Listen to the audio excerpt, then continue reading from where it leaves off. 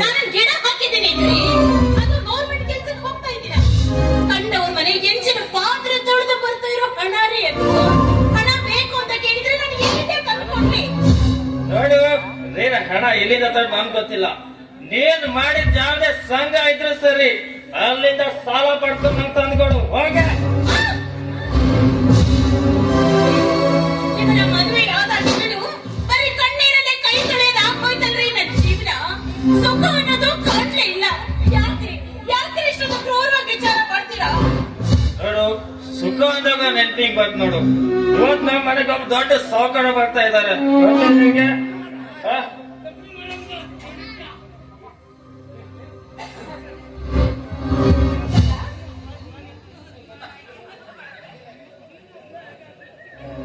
ತಮ್ಮ ಬೇಗ ಸ್ಕೂಲ್ ಹತ್ರ ಬರ್ಲಿಲ್ಲ ಅಂತ ಕೇಳಕ್ ಬಂದ?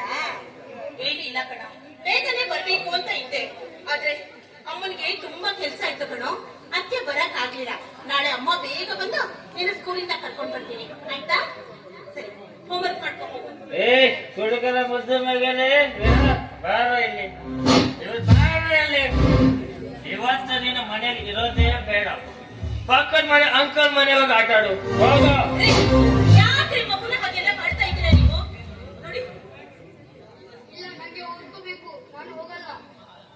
ಸುಮ್ಮನೆ ಹೋಗು. ನಿನ್ ಮಗನಿಗೆ ಕಳಿಸ್ತೇನಿಲ್ಲ.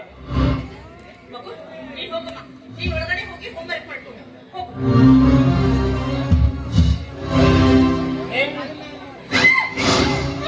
ನಿನ್ನ ಶಾಲೆ ತಾವು ತುಂಬಾ ನಾಟಕ ಆಡ್ತಿದ್ದಾರೆ. ಅವಾಗ ನನಗೆ ಎದುತ್ತ ಮಾತಾಡ್ಬೇಕಾಗಿದೆ. ಅಂದ್ರೆ ನೀನ್ ಗಂಡವಳ ಪರೀಕ್ಷೆ ಬೇಡ ನಿನಗೆ. ಯಾರೋ ಬರ್ತಾರೆ ಅಂತ ಹೇಳಿದ್ರಲ್ಲ, ಊಟಕ್ಕೆ ಏನಾದ್ರೂ ಮಾಡ್ಬೇಕಾ? ಊಟ ಸಾಯಲಿ, ನೀನ್ ಊಟ ಗೀಟ ಏನು ಮಾಡೋದು ಬೇಡ. ಸುಂದರವಾಗಿ ರೆಡಿ ಆಗಿದೆ ಸಾಕು ಅಷ್ಟೇ. ನಿಮ್ಮ ಮಾತಿನ ಅರ್ಥ?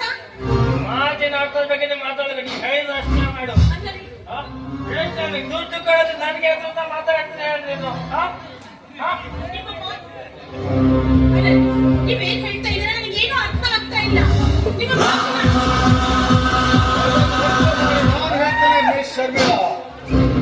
ಶರ್ಮಿಳಾ, ನಿನ್ನ ಗಂಡ ಈ ನಿನ್ನ ಸುಂದರವಾದ ಸೀರೆಯಂತಿರುವ ಸೀರೆ ನನಗೆ ಅರ್ಪಣೆ ಮಾಡಿದ್ದಾರೆ.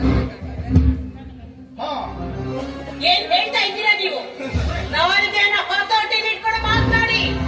ಇನ್ನೊಂದು ಅಕ್ಷರವನ್ನ ಏನಾದ್ರೂ ನೀವು ಉಚ್ಚರಿಸಿದ್ದೆ ಆದ್ರೆ ನಿಮ್ಮ ನಾಯಿಗೆ ಸೇರಬೇಕಾದಿತ್ತು. ನಮ್ಮನೆಗೆ ಬಂದು ನಮ್ಮ ಮನೆಗೆ ನಿಂತು ನಿಮ್ಮ ಎದುರಿನಲ್ಲಿ ನಿಮ್ಮ ಹೆಂಡತಿ ಬಾಯಿ ಬಂದಾಗ ಮಾತಾಡ್ತಾ ಇದ್ರೆ ಕೇಂದ್ರ ಸುಮ್ಮನೆ ಇರ್ತಿದ್ರಲ್ಲ. ಕೊರಳು ಪಟ್ಟೆ ಹಿಡಿದು ವಿಚಾರಿಸ್ರಿ. ಅವರ ಕೊರಳು ಪಟ್ಟೆ ಹಿಡಿಲಿಕ್ಕೆ ನನಗೆ ಏನೇ ಯೋಗ್ಯತೆ ಇದೆ? ಏನ್ ಯೋಗ್ಯತೆ ಇದೆ? ಅವರು ದೊಡ್ಡ ಸಾಹುಕಾರು, ಅವರ ನಾನೇನು ವಿಚಾರಿಸುದು? ನೀನೇನು ಕೇಳಿಲ್ವೇನೆ? ಮೌನಂ ಮೌನತಿ ಲಕ್ಷಣಂ ಅಂತ. ನೋಡಿದ್ದ ಹಾಗೆ ಸುಮ್ಮನಿರ್ಬೇಕು ಅಷ್ಟೇ. ಅಷ್ಟಕ್ಕೂ ಲಕ್ಷ ಕೋಟಿ ನಿನ್ನ ಶೀಲಕ್ಕೆ ಕರ್ಕೊಂಡಿದ್ದಾರೆ. ಅವ್ರು ಗೊತ್ತೇ? ಏನ್ ಹೇಳ್ತಾ ಇದ್ದೀರಾ ನೀವು? ಲಕ್ಷ ಕೊಟ್ಟು ನನ್ನ ಶೀಲವನ್ನ ಅವರಿಗೆ ಮಾರಾಟ ಮಾಡಿದ್ರ? ತಾಳಿ ಕಟ್ಟಿದ ಗಂಡ ಅಂದ್ರೆ ದೇವ್ರು ಅಂತಾರೆ. ನಿಮ್ಮ ಕುಡಿದ ಚಟಕ್ಕೋಸ್ಕರ ತಾಳಿ ಕಟ್ಟಿದ ಹೆಂಡತಿಯನ್ನೇ ಮತ್ತೊಬ್ಬರಿಗೆ ಮಾರಾಟ ಮಾಡೋದಕ್ಕೆ ನಿಮ್ಮ ಮನಸ್ಸಾದ್ರೂ ಯಾಕೆ ಇಷ್ಟೊಂದು ಕ್ರೂರವಾಗಿ ವಿಚಾರ ಮಾಡ್ತಾ ಇದ್ದೀರಾ?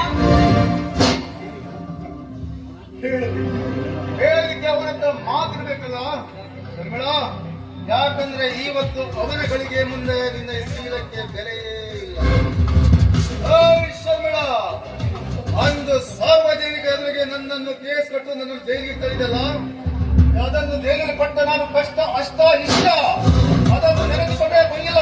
ರೋಮ ಉಕ್ಕಿ ಬರ್ತಾ ಇದೆ. ಸಲುವಾಗಿ ಅಂದೇ ನಾನು ಪಣ ಕೊಟ್ಟೆ. ಹಣ ಕೊಟ್ಟ ನಿನ್ನ ಸೀಲ ಹಾಳು ಮಾಡುವೆ ಮಾಡ್ತೇನೆ ಅಂತ.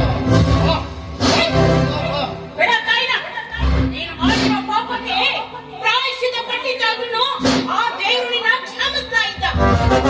ಕಂಡವರ ಮನೆ ಹೆಣ್ಣ ಮಕ್ಕಳನ್ನ ಕಾಮರಾಟಕ್ಕೆ ಕರೀತಾ ಇದೆಯಲ್ಲ, ಬಹುಶಃ ನಿನ್ನ ತಾಯಿ ಕೂಡ ನಿನ್ನನ್ನ ಬೀದಿಗೆ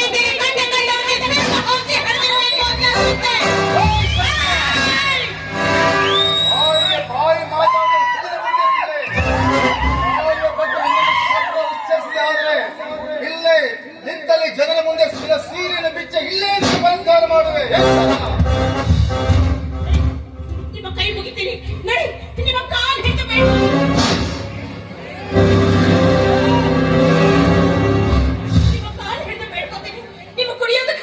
ಸಾಯ್ಬೇಕು, ಕಂಡವರ ಹತ್ರ ಭಿಕ್ಷೆ ಬೇಡಿ ಆದ್ರೂ ನಿಮಗೆ ಹಣ ತಂದುಕೊಡ್ತೀನಿ. ಈ ಪಾಪಿಗೆ ಮಾತಾಡಲು ಒಪ್ಪಿಸ್ಬೇಡ್ರಿ. ಏಕಪತಿ ವ್ರತಸ್ಥರಾಗಿ ಸಾಯ್ಬೇಕು ಅಂತ ಇದ್ದೀನಿ. ದಯವಿಟ್ಟು ನನ್ನ ಶೀಲವನ್ನ ಕಾಪಾಡಿ. ನೀನ್ ಶೀಲ ಕೊಟ್ಟ ಗಾಳಿ ಜನಕ್ಕೆ ಗಾಳಿ ತೂರಿ ಬಿಡಲ್ಲ ಕಣ್ಣೆ. ನಿನ್ನ ಗಂಡನಾಗ ನಾನೇ ಹೇಳ್ತಾ ಇದ್ದೀನಿ, ಅಂದ್ಮೇಲೆ ಕೇಳಲೇಬೇಕು. ಅಷ್ಟೇ ಅಲ್ಲ, ಸಾಕಾಗ್ರೆ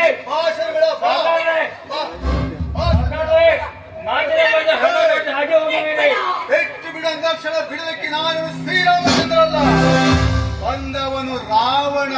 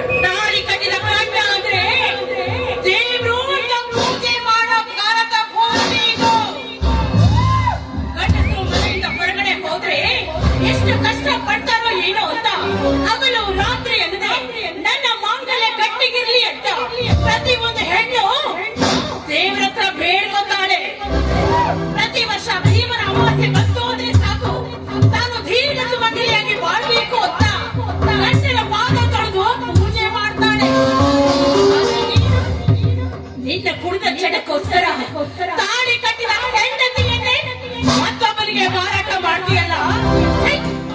ನಿನ್ನಂಥವನೇನಾದ್ರೂ ಮನೆಯಲ್ಲಿದ್ರೆ ಆ ಹೆಣ್ಣಿಗೆ ಸುಖ ಅನ್ನೋದೇ ಇರೋದಿಲ್ಲ. ಅವಳು ನೆಮ್ಮದಿಯಾಗಿರೋದಕ್ಕೆ ಸಾಧ್ಯ ಇಲ್ಲ. ಏನು ಮಾಡಿದೆ ಅಂತ ಕೇಳ್ತಾ ಇದೆಯಲ್ವಾ? ಆ ಪಾರ್ವತಿ ದುಷ್ಟರನ್ನ ಸಂಹಾರ ಮಾಡೋದಕ್ಕೆ ಅವತಾರ ತಾಳಿ ಭೂಮಿಗೆ ಬಂದು ದುಷ್ಟರ ಸಂಹಾರ ಮಾಡಿತು. ಆದ್ರೆ ಈ ಶರ್ಮಿಳ ತನ್ನ ಶೀಲವನ್ನ ಕಾಪಾಡಿಕೊಳ್ಳುವುದಕ್ಕೋಸ್ಕರ ಅವನನ್ನೇ ಧ್ವಂಸ ಮಾಡಿತು. ನಿನ್ನಂಥವನು ಈ ಭೂಮಿಯ ಮೇಲಿದ್ರೆ ಅದೆಷ್ಟು ಜನ ಹೆಣ್ಣು ಮಕ್ಕಳು ನೆಮ್ಮದಿ ಹಾಳು ಮಾಡ್ತೀವೋ ಏನೋ. ನಿನ್ನಂಥವನು ಬದುಕಿರಬಾರ್ದು, ನಿನ್ನಂಥವನು ಬದುಕಿರಬಾರ್ದು.